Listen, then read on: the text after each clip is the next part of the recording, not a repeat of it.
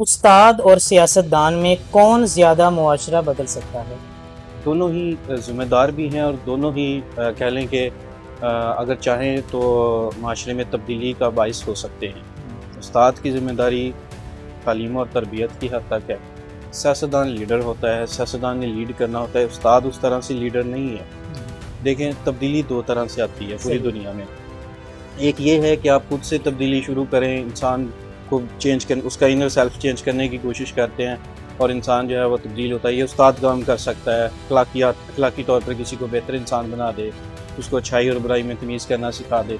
लेकिन एक तब्दीली वो होती है जो लीडरशिप के फ़ैसलों की वजह से होती है। बिल्कुल।